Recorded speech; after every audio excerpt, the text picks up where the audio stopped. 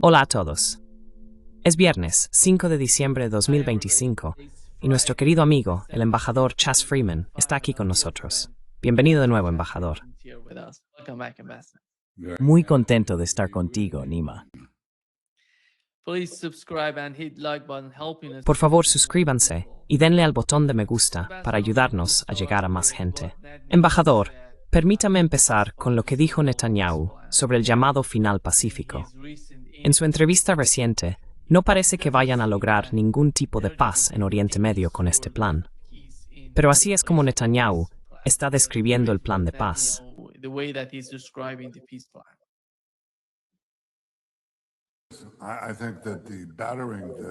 Creo que el golpe que recibió el eje iraní abre muchas posibilidades, pero todavía queda algo de limpieza por hacer. Creo que lo más importante sobre Gaza fue que se logró la primera fase del plan, y eso era lo que la gente no creía que sucedería. Creo que el presidente Trump pensaba que con un esfuerzo combinado militar y diplomático, fuimos capaces de conseguir que Hamás nos entregara a todos nuestros rehenes. Todavía nos quedan dos, un israelí y un ciudadano tailandés. Los conseguiremos también. Están fallecidos, pero los rehenes vivos ya han sido liberados. La segunda fase consiste en desarmar a Hamás y desmilitarizar Gaza.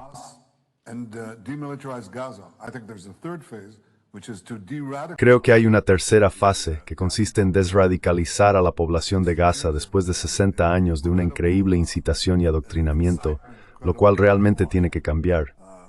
Pero la primera fase es eliminar a Hamás. Ahora bien, eso va a suceder de una de dos maneras. Podría ocurrir con una fuerza internacional que Estados Unidos está intentando formar y espero que tengan éxito. Si no, como ha dicho el presidente Trump, y yo también lo he dicho, puede hacerse por las buenas o por las malas. La forma difícil sería que tuviéramos que hacerlo nosotros.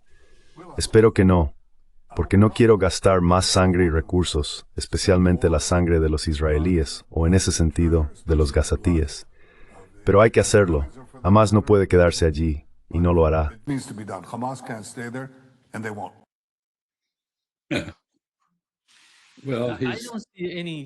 ¿Ves alguna posibilidad de que Hamás, ya que Hamás forma parte de los palestinos de Gaza, o de que muchos de ellos estén sin Hamás? ¿Qué significa realmente vivir en Gaza?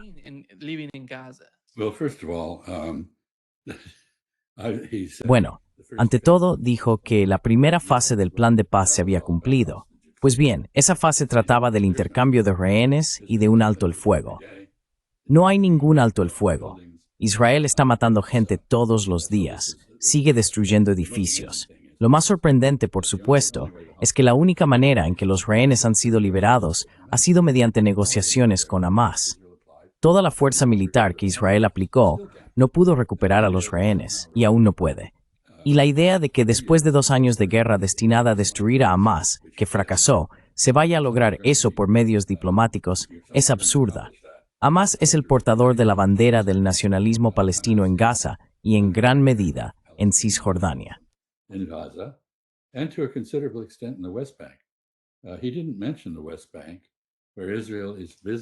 No mencionó Cisjordania, donde Israel está desalojando visiblemente a la gente y construyendo muros, otro muro de separación en el Valle del Jordán. Y no hay paz. No habrá paz. Y francamente, Israel no quiere la paz. Lo que quiere es una Palestina sin palestinos, que no haya palestinos en Palestina como resultado ideal. Y eso no va a suceder. Los palestinos han demostrado un grado asombroso de resistencia al desalojo de Gaza y de Cisjordania. Mientras tanto, por supuesto, Israel sigue atacando a todos sus vecinos y está construyendo zonas de seguridad a lo largo de sus fronteras. Esas zonas de seguridad, en el pasado, han acabado convirtiéndose en territorio israelí. Así que esto es expansionismo, e Israel parece no tener ninguna visión de coexistencia con nadie en Oriente Medio.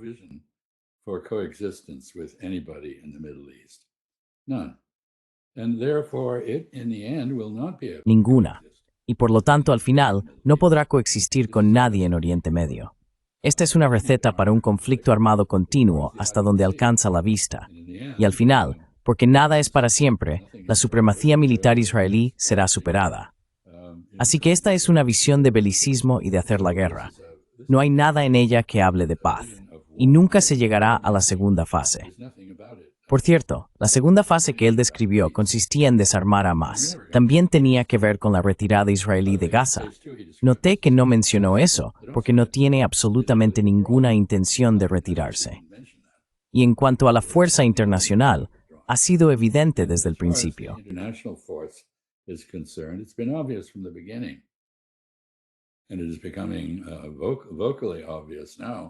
Y ahora resulta cada vez más evidente que aquellos que podrían haberse unido a una fuerza internacional de ese tipo no participarán en el desarme de Hamas en contra de su voluntad. Quieren ser fuerzas de mantenimiento de la paz, no creadores de paz, no fuerzas de pacificación en Gaza. Básicamente, lo que Israel intenta hacer es que alguien más haga el trabajo en Gaza, acabar con Hamas y expulsar a los palestinos, algo que no ha podido lograr por sí solo, ni siquiera con el firme respaldo estadounidense. Así que no veo nada en todo esto que justifique las políticas que sigue el señor Netanyahu. Está siguiendo las mismas políticas que ha seguido durante décadas. No han funcionado. No han hecho que Israel sea más seguro. No lo harán. Y si entra en otra guerra con Irán, los israelíes van a sentir el dolor muy directamente en la represalia iraní.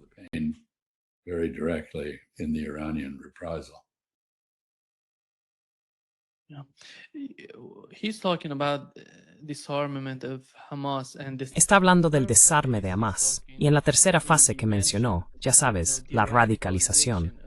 ¿Qué significa eso? ¿Significa que después de desarmar a Hamas, vas a entrar y matarlos a todos?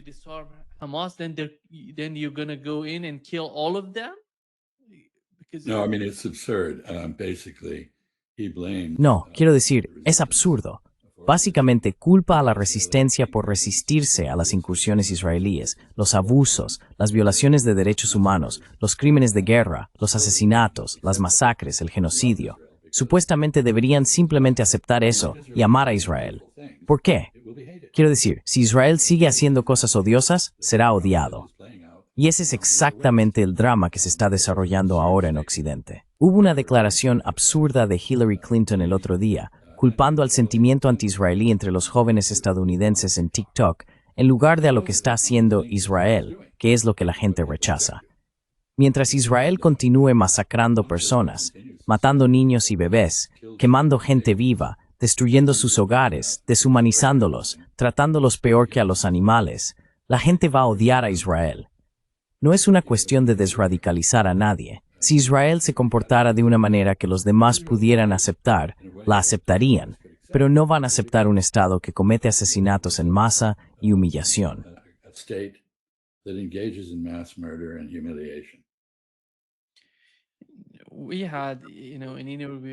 Tuvimos una entrevista con el director ejecutivo del Consejo Israelí Estadounidense, Ilan Carr, en la que dijo que debemos aprender de lo que Israel está haciendo en Oriente Medio, en Asia Occidental, y aplicarlo aquí, en Estados Unidos. Esto es lo que dijo, embajador, y quiero conocer su interpretación de a qué se refiere.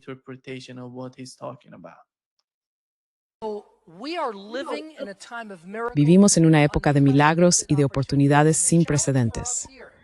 El desafío para nosotros aquí, y con esto terminaré porque es fundamental, es aprovechar los éxitos de Israel para convertirlos en nuestros propios éxitos y victorias, porque somos un solo pueblo. La debilidad de Israel es la nuestra, y la fortaleza de Israel es la nuestra. Ahora que Israel ha dado un vuelco completo a la situación geopolítica, nuestra tarea en la diáspora es aprovechar esos logros y conseguir lograr frente a nuestros enemigos lo que Israel logró frente a los suyos allí. Y en eso se centra el IAC.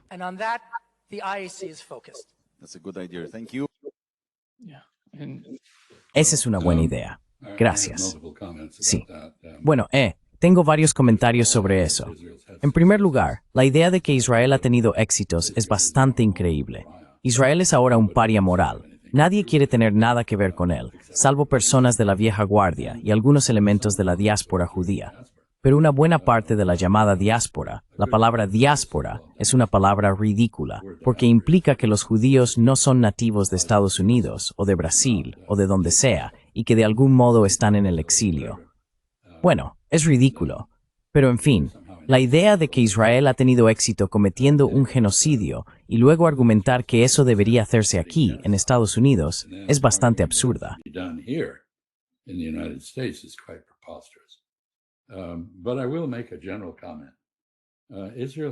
Pero haré un comentario general.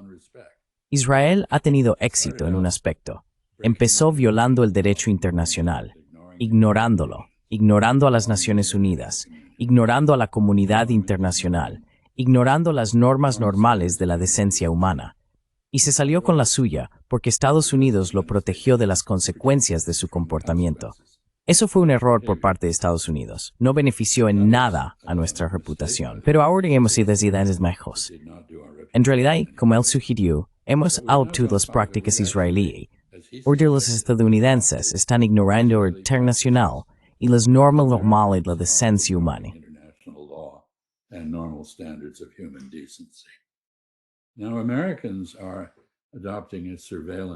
Ahora los estadounidenses están adoptando un estado policial y de vigilancia en el que incluso los ciudadanos, si no parecen europeos, pueden ser detenidos en la calle por personas enmascaradas que son agentes federales y encarcelados.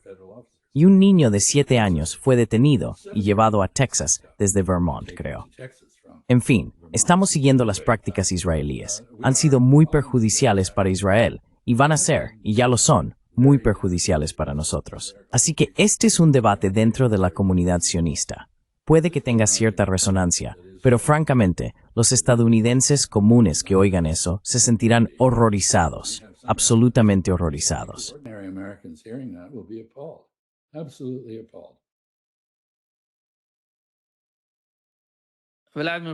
Vladimir Putin está en la India y en una entrevista le preguntaron sobre Palestina. Así fue como respondió a los periodistas.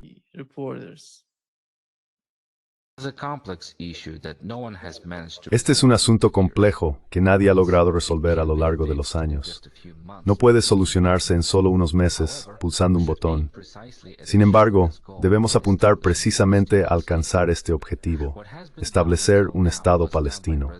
Lo que se ha hecho hasta ahora fue realizado por el presidente Trump. Naturalmente, el paso principal fue el regreso de los rehenes israelíes retenidos por Hamás. Francamente, creo que eso fue lo más importante logrado como parte de los últimos esfuerzos hacia un acuerdo en Gaza. Considero que sería correcto pensar en organizar la gobernanza de tal manera que toda la autoridad se transfiera a los palestinos. Se están debatiendo opciones de este tipo, tanto por parte de países árabes como de vecinos y otros.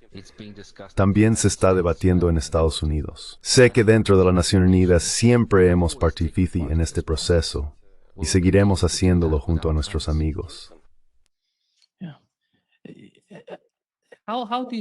¿Cómo ves la posición de Rusia? Especialmente si también tenemos en cuenta la de China.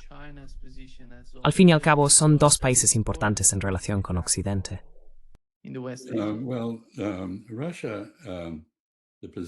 Bueno, Rusia, la posición que el presidente Putin acaba de exponer es exactamente lo que la comunidad internacional desea. Es decir, subrayó la transferencia de autoridad a los palestinos. Esto significa autodeterminación, que es la cuestión central para los palestinos. Se refirió a la creación de un Estado palestino, y eso es lo que el mundo quiere. La única oposición real a eso ahora proviene de Israel y de Estados Unidos. Señaló correctamente que el único logro real del presidente Trump en este contexto fue un intercambio de rehenes. El resto del llamado plan de paz para Gaza, como indiqué, simplemente no va a ninguna parte. Es interesante oír al presidente Putin decir estas cosas, porque aproximadamente 1/5 parte de los israelíes son en realidad rusos, algunos de ellos con credenciales muy dudosas como judíos.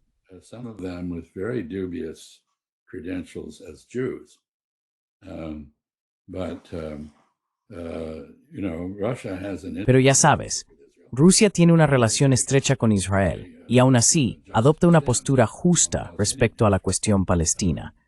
China hace lo mismo, pero no tiene los vínculos con la población israelí que sí tienen los rusos. Además, China, a diferencia de Rusia, Rusia es un actor diplomático activo a nivel internacional, mientras que China practica la neutralidad estratégica. No quiere verse envuelta en las disputas de otros, y eso le funciona muy bien. Le permite a los chinos, cuando las condiciones son propicias, actuar como conciliadores o mediadores, como hicieron al reparar la relación entre Arabia Saudí e Irán. Hablan con todo el mundo.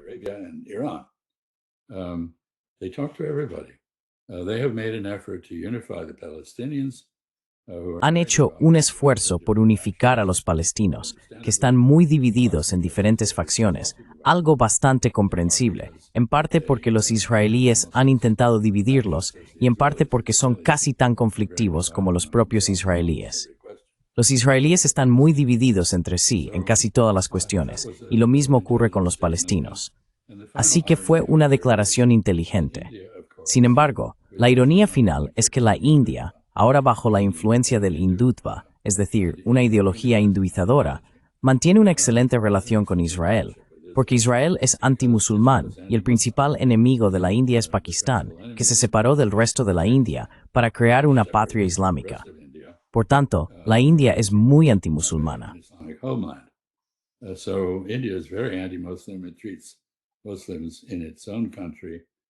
Trata a los musulmanes de su propio país bastante mal en ocasiones. Hay violencia comunitaria, y eso le ha dado una causa común con Israel. Además, por supuesto, es un importante comprador de equipamiento militar israelí. Supongo que uno de los principales desarrollos de la cumbre de Putin con Modi en Delhi es que la India está comprando más sistemas de defensa aérea S-400. Creo que estos se están volviendo bastante populares. No sé si Irán tiene ya S-400, pero ciertamente dispone de S-300. La reacción característica de Estados Unidos ante esto ha sido imponer sanciones. Por ejemplo, cuando Turquía realizó esa compra, Estados Unidos sancionó a Turquía. No sé cuál será la reacción de la administración Trump ante la ya conocida demostración de que India y Rusia mantienen una relación especial.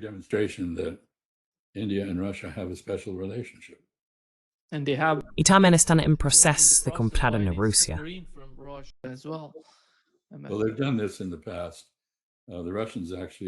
Bueno, ya lo han hecho en el pasado. Los rusos en realidad han arrendado, o los soviéticos arrendaron, submarinos nucleares a la India, que ahora está construyendo los suyos propios. Pero por supuesto la tecnología rusa sigue estando muy por delante de la India. Y la India aspira a controlar el Océano Índico, que considera que en efecto debería pertenecerle. No creo que el hecho de que se llame Océano Índico signifique que la India tenga privilegios especiales allí. Pero en fin, sí, el comercio de armas es un factor importante. Está claro que la India va a seguir comprando petróleo ruso de un modo u otro, a pesar de las sanciones estadounidenses. También está claro que Rusia ha reorganizado muy rápidamente su comercio petrolero. En realidad, no hay una disminución en las exportaciones de petróleo ruso. Tal vez estén recibiendo un poco menos de dinero por su petróleo, pero sigue exportándose a los países que lo necesitan.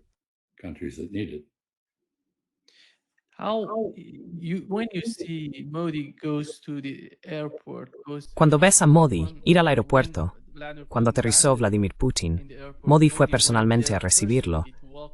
¿Cuáles son los mensajes diplomáticos en este tipo de escenas que estamos presenciando hoy en día? Hemos visto cosas similares entre Rusia y China en este momento. Modi está haciendo esto. Así que, ¿cuál es tu percepción al respecto, dado que analizas este tipo de comportamientos?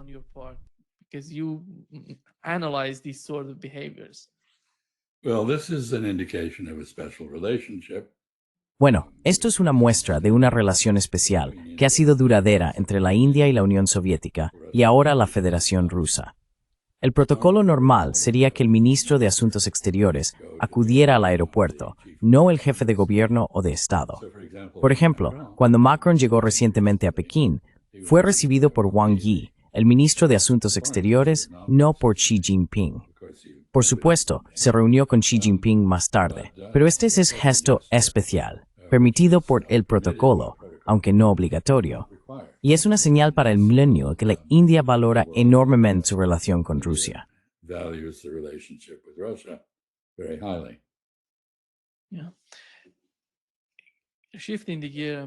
Sí. Cambiando de tema, embajador, a las conversaciones entre Estados Unidos y Rusia, Donald Trump envió a Steve Witkoff junto con Jared Kushner a Rusia para hablar con Vladimir Putin, Peskov y Kirill Dmitriev, y ese mismo día parece que Lavrov estaba en China. ¿Cómo ve la situación actual de las conversaciones entre ambas partes? Hemos visto una especie de pánico en Europa, o quizá en Estados Unidos. No sé si vio a John Bolton hablando de que Donald Trump está vendiendo a Ucrania. No sé muy bien qué significa eso, vender a Ucrania. En fin, déjeme poner el fragmento en el que John Bolton sostiene que Donald Trump está haciendo eso. Se me olvidó mencionarlo.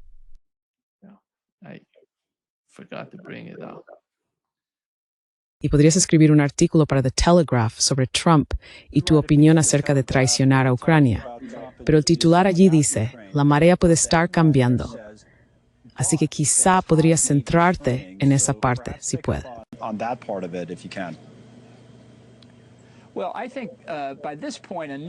Bueno, creo que a estas alturas suficientes republicanos en el Congreso han visto que realmente no hay ninguna esperanza de que Trump vaya a velar por los intereses estratégicos de Estados Unidos en este asunto. Está buscando un premio Nobel de la Paz, así de simple. No le importa cuáles sean los términos sustantivos del acuerdo, siempre que pueda declarar que ha tenido éxito. Y creo que todavía hay suficientes republicanos en el Congreso y muchos en el país que se oponen a la agresión rusa, que piensan que perjudica los intereses nacionales vitales de Estados Unidos y la paz y la seguridad en Europa. Espero que, como ha ido ocurriendo en los últimos 30 días, más republicanos en el Congreso estén dispuestos a discrepar públicamente del presidente. Esa es la esperanza que tengo. ¿A qué conducirá eso?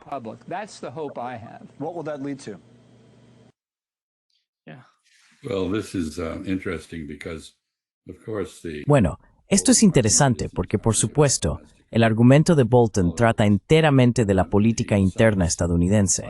Cita intereses nacionales vitales de Estados Unidos en Ucrania, pero no los define. Eso se debe a que es muy difícil identificar tales intereses. Ya sabes, debe Ucrania estar en la esfera de influencia estadounidense. Tenemos que tener armas en la frontera rusa, no solo en los países bálticos, sino también en Ucrania.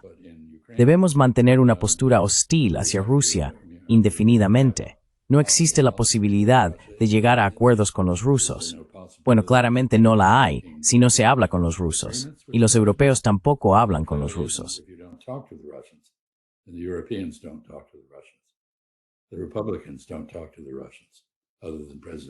Los republicanos no hablan con los rusos, salvo el presidente Trump, lo cual le honra. En cuanto a las conversaciones Witkoff-Kushner en Moscú, no me sorprendió en absoluto que 5 horas de diálogo intenso no produjeran un acuerdo.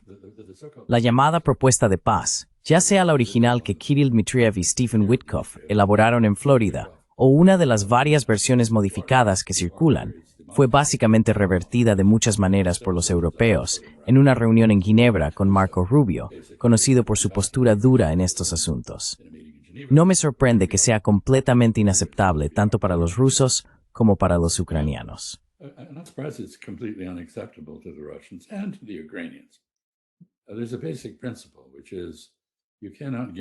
Hay un principio básico. No se puede ganar en la mesa de negociación lo que se ha perdido en el campo de batalla. Ucrania no ha perdido el último 14% de Donetsk, ni todo Zaporilla ni Gerson, y no va a ceder en la mesa de negociación lo que no ha perdido en el campo de batalla. Por supuesto, perderá esas zonas en el campo de batalla. El avance ruso es cada vez más rápido. Acabo de leer un artículo de Larry Johnson, con quien sé que hablas con frecuencia, que señalaba que solo en noviembre Rusia tomó de Ucrania un territorio 2 veces mayor que Gaza. Eso no es insignificante, y las Fuerzas Armadas ucranianas se están desmoronando a lo largo del frente.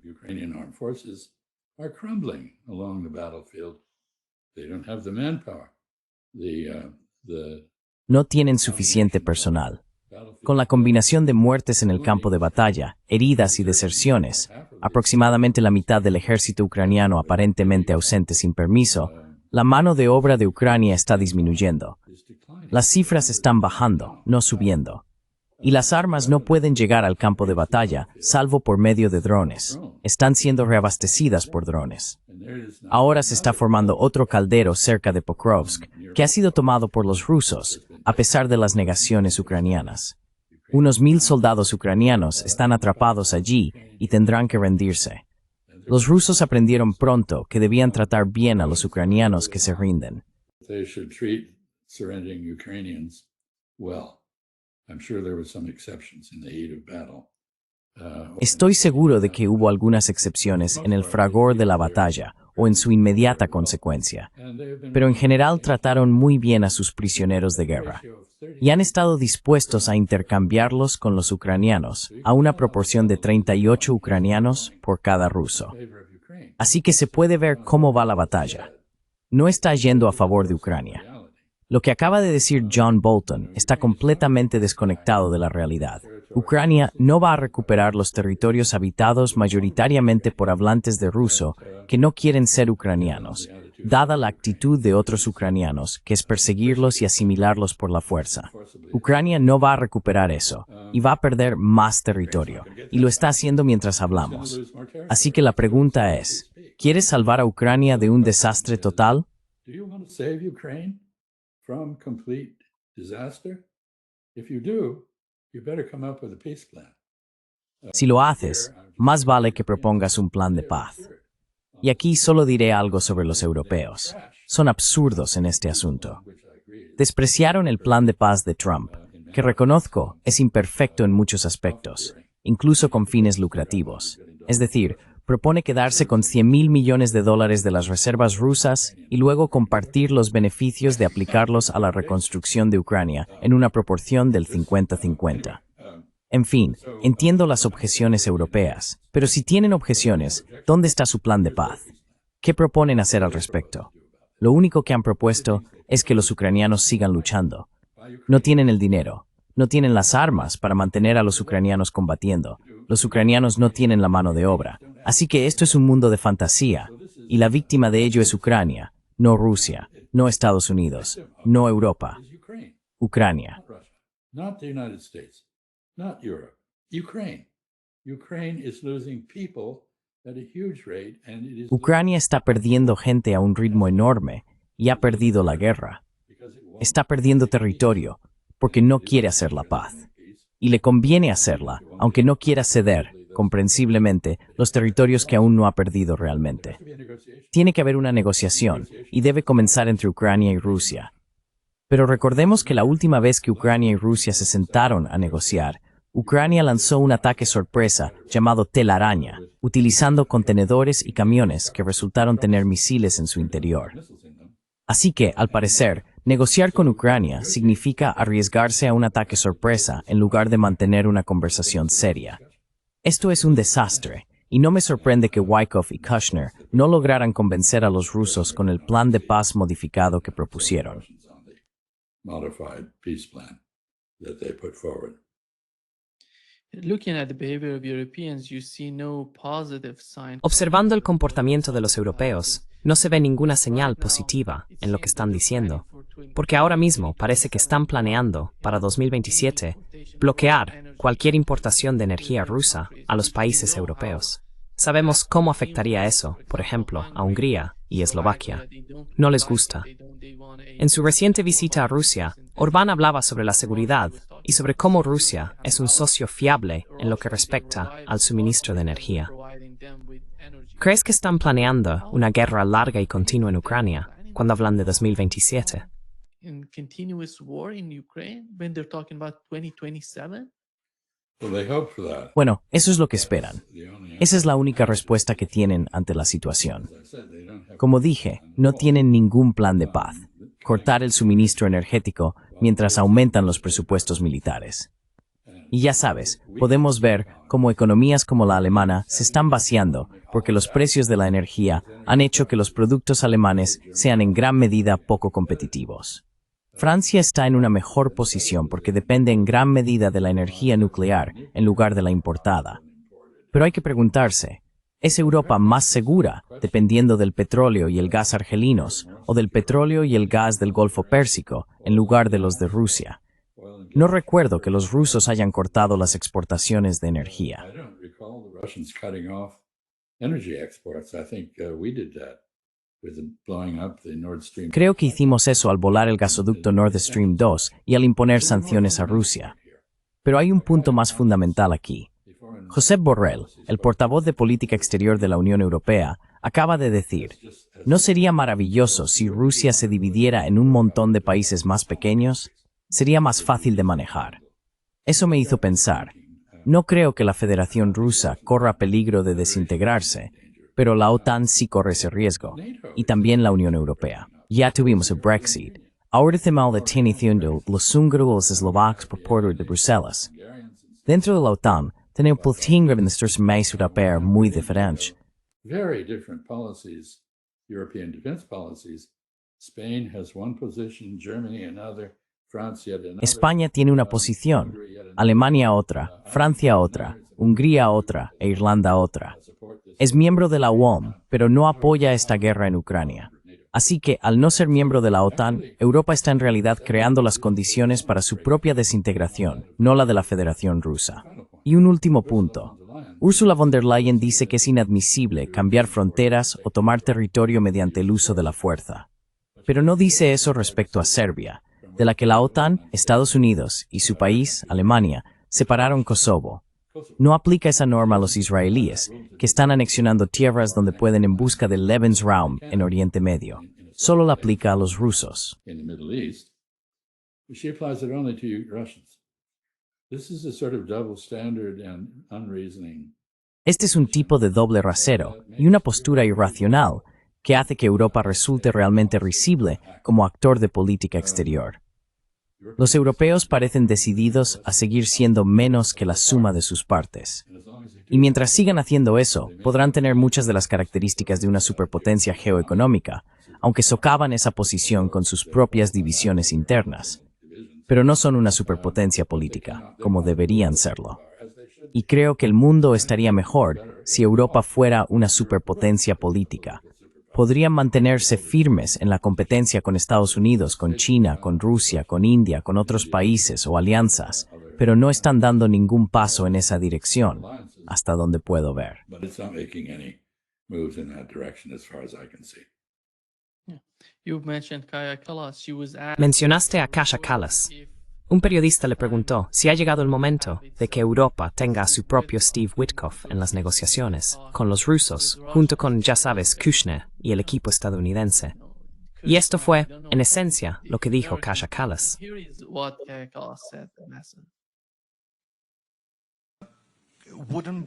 ¿No sería en este momento útil abrir negociaciones directas con Moscú y enviar una especie de Witkoff europeo? Gracias. Thank you.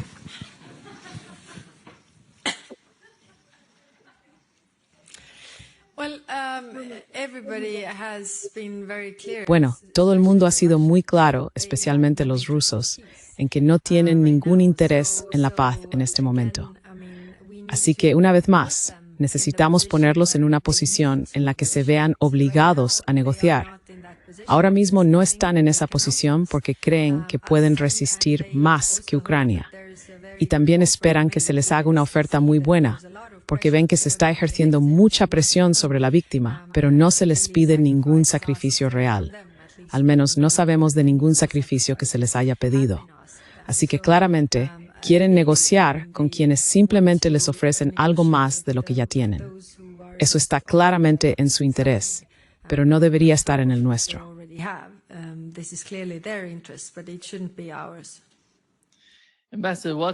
Embajador, lo que me resulta asombroso es que la forma en que ella habla de Rusia es exactamente lo que está haciendo Europa. No está negociando. Exactly. That's one of those classic Exactamente. Es una de esas afirmaciones clásicas en las que arriba es abajo y negro es blanco, y todos seguimos tan contentos.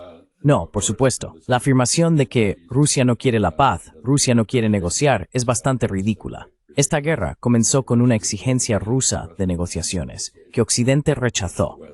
Cuando Rusia negoció con Ucrania en Estambul en marzo de 2022, Occidente, en la persona del primer ministro británico, Boris Johnson, intervino persuasivos de que no siguieran adelante con las negociaciones y no hicieran la paz. Así que básicamente, esta es una forma indirecta de la señora Kallas de decir, Queremos que la guerra continúe. No queremos que se detenga. saying we want the war to keep going on. We don't want it to stop. And the statement that somehow Y la afirmación de que de algún modo los rusos quieren más de lo que ya tienen. Bueno, eso es normal en las negociaciones, creo. Quiero decir, no creo que uno entre en una negociación diciendo, bueno, ya tengo todo lo que quiero, no quiero nada más, y tú no tienes que hacer nada porque ya he resuelto el problema. No lo veo así. Pero la suposición de fondo de que Rusia no va a seguir tomando más es completamente errónea. Es una fantasía. No sé en qué muerte sur es Europor. Esto no es estación, es tan esperanza. Y la esperanza no es un instinto, es pensamiento ilusor. hope is not a strategy, it's wishful thinking. Yeah. Ambassador, you mentioned Macron being in China. Embajador Chas Freeman, usted mencionó que Macron está en China. ¿Cómo ve el papel de... Bueno, parece que Macron está haciendo lo mismo que hacía Olaf Scholz cuando era canciller de Alemania. Ahora mismo está en China, intentando convencerles de que desempeñen algún tipo de papel equilibrado en Ucrania. ¿Qué es exactamente lo que quieren de China? ¿Qué sea posible que China haga? It would be possible for China to do. Well, I think it's largely motivated by trade. Bueno, creo que está en gran medida motivado por intereses comerciales. Quiero decir, lleva una delegación empresarial bastante poderosa en su séquito en Francia. Sin embargo, aunque está allí en un contexto puramente bilateral, también está hablando de la relación de China con Europa en su conjunto. Esta es una posición muy gaullista, una posición muy típicamente francesa. Y esto nos remite al punto que mencionaba sobre el hecho de que es más probable que Europa se desintegre antes que la Federación Rusa. Quiero decir, Francia no se siente cómoda con la posición de Alemania en este momento. Esa asociación se ha vuelto más difícil. Así que no sé exactamente qué saldrá de todo esto. I don't know exactly what will come out of this. Obviously, Macron hopes that the Chinese will put pressure. Obviamente, Macron espera que los chinos presionen a los rusos para poner fin a la guerra en Ucrania. Pero eso no va a suceder. Los chinos han sido cuidadosamente no beligerantes en este asunto. No son beligerantes. De hecho, la mayoría de los drones ucranianos, algo que la gente parece no querer ver, están hechos con piezas chinas. Así que, por supuesto, los rusos usan piezas chinas, y los ucranianos también. Europa y Estados Unidos no han dado ningún incentivo a China para que presione a Rusia. Porque básicamente, la tesis es, si Estados Unidos y la OTAN pueden estabilizar la situación en Ucrania, entonces iremos contra China. Así que, ¿por qué debería China aceptar aliviar la presión sobre Rusia para que podamos aplicársela a ella? Ese es el problema fundamental aquí. That's the fundamental problem here. Yeah. Ambassador, recently you... Sí, embajador, hace poco me envió una nota de discurso, un texto sobre su opinión acerca de China y lo que está ocurriendo con China. El título es Sembrando el futuro en China. ¿Qué está pasando en relación con esa relación? En mi opinión, debería existir algún tipo de entendimiento mutuo entre Estados Unidos y China, porque el futuro sería prometedor si estas dos superpotencias pudieran comprenderse mutuamente. Shus Harris, ¿y cómo pueden cooperar y llegar a compromiso entre sí? Well, I think the Chinese very much want that. Bueno, creo que los chinos desean mucho eso. No quieren la relación tensa y hostil que se ha desarrollado entre ellos y Estados Unidos. Tienen un problema llamado Taiwán, que es una provincia de China, donde el bando derrotado en la Guerra Civil China se refugió bajo la protección estadounidense. Les gustaría ver una resolución negociada de ese asunto, y Estados Unidos, aunque afirma apoyar un arreglo pacífico, básicamente se interpone en el camino de tal acuerdo. Así que está ese tema.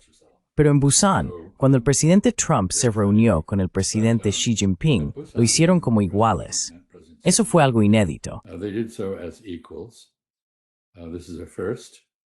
And it seems to me that Trump implicitly Me parece que Trump admitió implícitamente que Estados Unidos no puede competir con China ni ganar una guerra contra ella.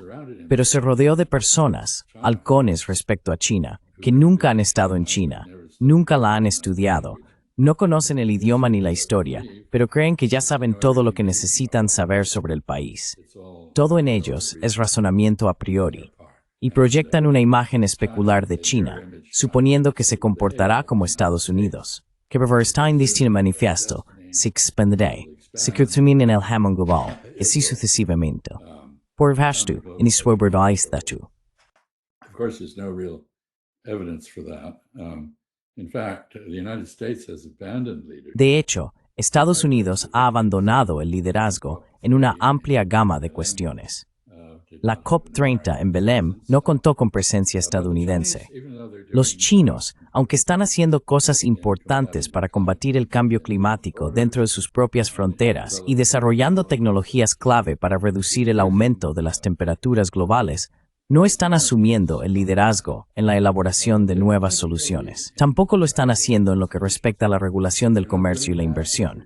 Es decir, les gustaría que la OMC, la Organización Mundial del Comercio, volviera a tener protagonismo, y están trabajando con otros miembros de los BRICS para replicar las normas de la OMC, pero no están haciendo nada realmente innovador. But they're not doing anything very innovative. And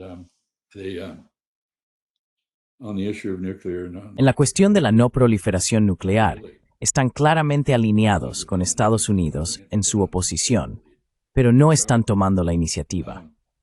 Así que no veo a los chinos aspirando a una hegemonía global.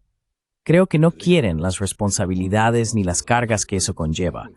No quieren replicar el papel estadounidense en el mundo. Sea lo que sea que hagan, será coherente con sus intereses tal como los perciben, y tratarán de minimizar sus pasivos y maximizar sus activos a nivel internacional. Así que lo que realmente está ocurriendo no es lo que proclama la narrativa en Estados Unidos. is not what the narrative in the United States proclaims.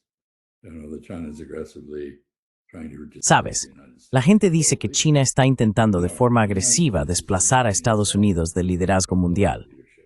No, Estados Unidos se está retirando a sí mismo del liderazgo mundial, retirándose de organizaciones internacionales, sancionando algunas, abandonando el derecho internacional y la Carta de la ONU, adoptando los estándares de comportamiento israelíes en lugar de los de la comunidad global, y haciendo cosas en el ámbito económico que no tienen sentido. Los aranceles que aumentan los precios no solo de los bienes de consumo, sino también de los insumos para la manufactura, hacen que la producción estadounidense sea más cara y menos competitiva.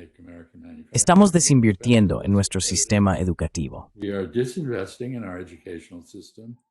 We are severing the very productive partnership. Estamos rompiendo las asociaciones muy productivas entre el gobierno federal y las universidades de investigación. Estamos deportando a personas que son esenciales para el funcionamiento normal de los negocios. Y hemos creado un ambiente en el que 3 de cada 4 científicos estadounidenses, ya sean nativos o extranjeros, aparentemente han pensado o están pensando en abandonar el país. Esta no es una fórmula para una estrategia competitiva frente a China. Deberíamos estar compitiendo con China. Los éxitos de China deberían impulsarnos a reformarnos y a hacer más, pero no es así. En cambio, estamos retrocediendo. La mala noticia para vosotros en Brasil es que puede que estemos retrocediendo hacia el hemisferio occidental. Is that we may be retreating to the Western Hemisphere. And just the other day, the Trump White House issued Y hace apenas unos días, la Casa Blanca de Trump emitió lo que llamaron la corolario Trump de la doctrina Monroe, una declaración de doctrina muy belicosa que respeta la soberanía estadounidense, pero la de nadie más. Y vemos ahora, con Venezuela, con Colombia, con otros países de la cuenca del Caribe o de Centroamérica, un esfuerzo por intervenir tanto militar como políticamente. Acabamos de liberar al capo de la droga, el expresidente de Honduras, aunque cumplía una condena de 45 años por muchas toneladas de cocaína que entraban en Estados Unidos. Acabamos de apoyar a una facción de la política hondureña, con la esperanza de llevarla a la presidencia, que está asociada con ese hombre que ahora regresa a Honduras. is associated with that man who's now going home to Honduras. And meanwhile, we're engaging in boat murders. Así que, mientras tanto, estamos participando en asesinatos en barcos. Ya sabes, los asesinatos en barcos son la nueva moda. Y por supuesto, Eso se ha vuelto muy controvertido con el secretario de Defensa, el llamado secretario de Guerra, Pete Hegseth, que probablemente no durará mucho en su puesto.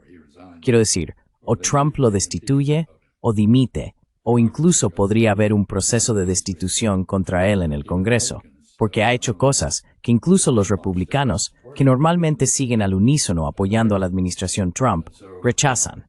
Así que eso es básicamente asesinar a personas inocentes, o personas que pueden ser inocentes, no lo sabemos. Sin debido proceso, solo asesinato. Y el incidente concreto que está provocando todo esto se remonta a septiembre. El primer ataque contra la lancha rápida dejó 2 supervivientes.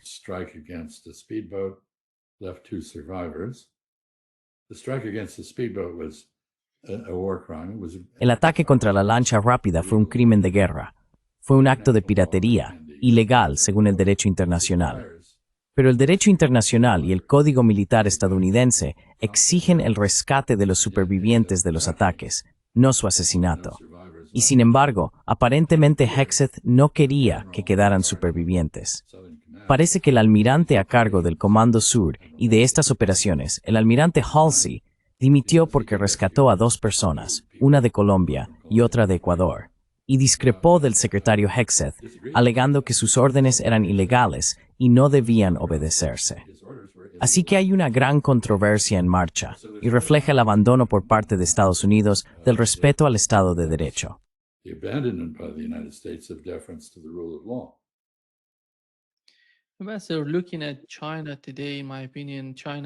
Embajador, al observar a China hoy en día, en mi opinión, China ha cambiado completamente las reglas del juego. Ya sabe, su actitud a la hora de crear nuevos socios. Y si comparamos eso con la política exterior de Estados Unidos durante tanto tiempo, tras la Segunda Guerra Mundial y la Guerra Fría, vemos una militarización, el despliegue de más de 800 bases militares en todo el mundo, lo cual no produjo nada para Estados Unidos. Mire lo que ha ocurrido en Irak, Afganistán, Libia, Asia Occidental y ahora en Ucrania. Pero por otro lado, allá donde va China, se beneficia de lo que invierte. Por ejemplo, en África, lo que están haciendo allí es una estrategia a largo plazo por su parte. Entonces, ¿va a aceptar Estados Unidos que esta actitud militarizada ha fracasado y necesita cambiar? ¿O va a redoblar su apuesta?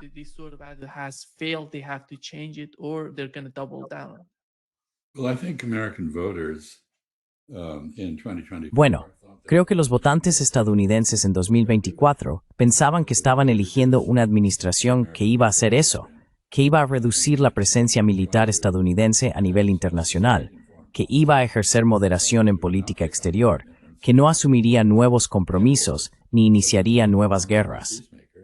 El presidente Trump prometió ser un pacificador, en cambio, ha sido un belicista. Y ningún ejemplo de ello supera el ataque a Irán, en concierto con Israel, el apoyo al genocidio israelí en Gaza y el fracaso a la hora de oponerse, de manera efectiva, a las depredaciones israelíes en Siria. Al parecer, está en desacuerdo con el primer ministro Netanyahu sobre los bombardeos israelíes en Siria y las incursiones israelíes en ese país.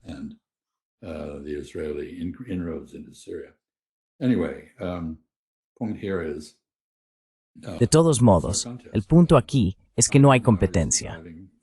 China es ahora la fuerza motriz de la economía global. Es de donde proviene la mayor parte del crecimiento.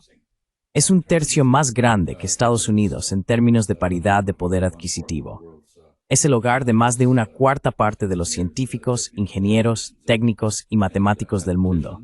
Tiene el servicio diplomático más grande del planeta y está presente en más lugares que cualquier otro país. Como dije, practica la neutralidad estratégica, por lo que puede hablar con todos. No se enreda tomando partido en sus disputas. A muchas personas eso les resulta objetable. Desearían, por ejemplo, que en Asia Occidental los chinos los apoyaran en lugar de mantener una postura neutral.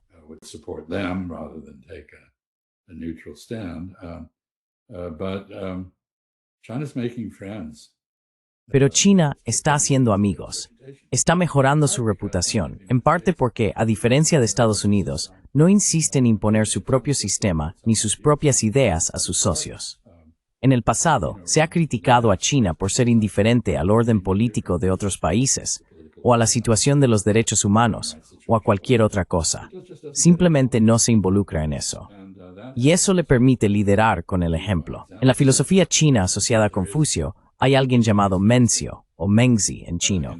Y él hizo un punto muy importante que creo, durante mucho tiempo Estados Unidos comprendió de manera instintiva, que la forma más eficaz de ejercer influencia en el extranjero es dar un buen ejemplo en casa.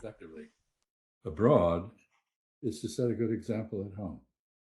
And if you set a good example, people will want to come and learn from Y si has dado un buen ejemplo, la gente querrá venir y aprender de ti. ¿Cómo se consigue eso? ¿Cómo se logran tus éxitos? Estados Unidos no está logrando muchos éxitos en estos días. China está logrando muchos. Por supuesto, China tiene muchos problemas. Tiene problemas económicos, problemas sociales, problemas con las minorías y problemas con algunos de sus vecinos. Por ejemplo, con ambas Coreas, una relación conflictiva con la India, cuestiones fronterizas y una relación bastante estable con Vietnam, porque los vietnamitas han aprendido a lo largo de varios miles de años cómo gestionar sus relaciones con un país mucho más grande al norte.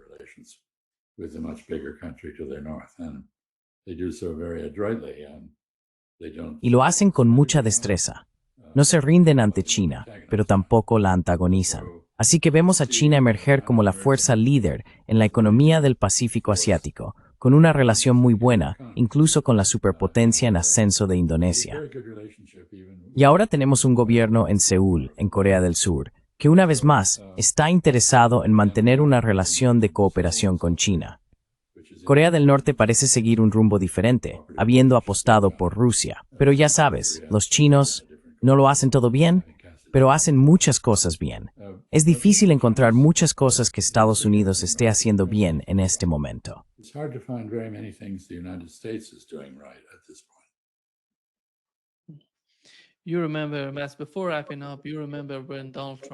¿Recuerdas, antes de terminar, cuando Donald Trump, el candidato Trump antes de ser elegido, hablaba sobre las sanciones, sobre lo devastadoras que son para las relaciones, ya sabes, en el caso de Irán, en el caso de Rusia, y cómo esos países no tienen por qué ser nuestros enemigos? Pero ahora mismo, no se trata solo de Irán, Rusia y otros países sancionados, incluso India, Europa, Canadá, sino también de imponer sanciones a personas que luchan por la justicia, concretamente en el caso de Gaza. Tuvimos, ya sabes, a Francesca Albanese, fue sancionada por Estados Unidos, por el presidente. Esto es lo que dijo sobre la situación en la que se encuentra respecto a esas sanciones.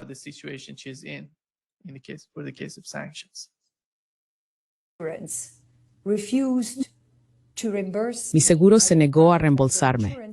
Tengo un seguro médico privado y se negaron a reembolsarme porque estoy sancionado por Estados Unidos. El Parlamento Europeo me invitó recientemente a dar una charla. Me reservaron una sala y se canceló porque estaba mi nombre. Incluso las transacciones financieras que no tienen nada que ver conmigo, pero incluyen mi nombre, se bloquean. Por ejemplo, si intentas transferir una libra, tal vez un euro a tu nombre en el concepto, vaya, no se completará. Es enorme, sabes, por experiencia personal. Es muchísimo.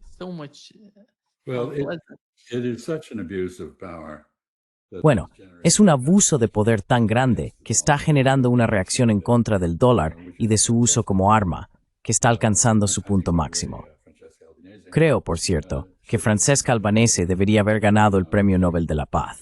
Claramente lo merecía, por su valentía, por sus principios, por su honestidad, por sus esfuerzos frente a una enorme oposición que ella misma acaba de describir. Así que creo que cuando mencionas el gusto de Donald Trump por las sanciones y los aranceles, sabes, esto es una falacia que se remonta atrás. Es el tipo de falacia que tienen los narcisistas. Thomas Jefferson, que fue admirable en muchos aspectos, pensaba que si cortábamos el comercio con el Reino Unido, eso haría que el Reino Unido se rindiera.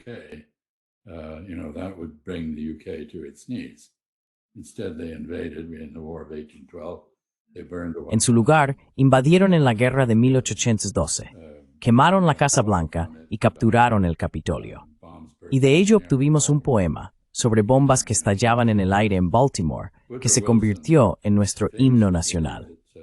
Woodrow Wilson creía firmemente que las sanciones eran una herramienta más poderosa que la guerra, que se podía poner de rodillas a un país extranjero y obligarlo a hacer lo que se quisiera si se le imponían sanciones. Pues bien, eso no funcionó. No funcionó en absoluto. De hecho, al aplicar esa filosofía para castigar a Japón por sus depredaciones en China desde 1931, el único resultado fue provocar que los japoneses atacaran Pearl Harbor. Fue un completo fracaso. It backfired completely. And they're still backfiring. Y siguen saliendo mal. Sabes, esta es una filosofía de asuntos exteriores totalmente disfuncional, y aún así parece que estamos atados a ella. ¿Por qué? Porque las personas que imponen sanciones siempre logran lo que realmente quieren hacer, que es demostrar que están del lado correcto, según su punto de vista, e imponer castigos a otros. Así que, si aplicas aranceles o sanciones, ¿quién paga? No tú, que eres político. ¿Pagan las empresas? Pagan los individuos. Pagan otros países en el caso de las sanciones. Es un golpe fácil, pero no consigue nada. No hay ningún registro de que las sanciones hayan producido jamás un cambio de régimen. There's no record of sanctions ever producing regime change. We're now planning to attack Venezuela. Ahora, al parecer, estamos planeando atacar a Venezuela, porque 2 décadas de sanciones no han logrado, como era previsible, cambiar el régimen. Así que no tengo una buena opinión de este giro en la política estadounidense. Y la parte desafortunada, para terminar, es que todo lo que hemos hecho, controles de exportación, aranceles, sanciones, boicots y demás, los chinos lo han aprendido de nosotros, y ahora lo están haciendo ellos. Lo que empezamos se está volviendo universal. Si esto no me aborda a ley de la selva, la fuerza hace el derecho. No hay reglas. Y creo que empezamos a lamentarlo. Lamentamos. We will regret it more as time goes on. Thank you Muchas gracias, embajador, por acompañarnos hoy. Un gran placer, como siempre. as always. Encantado de charlar contigo. Always interesting. Siempre interesante.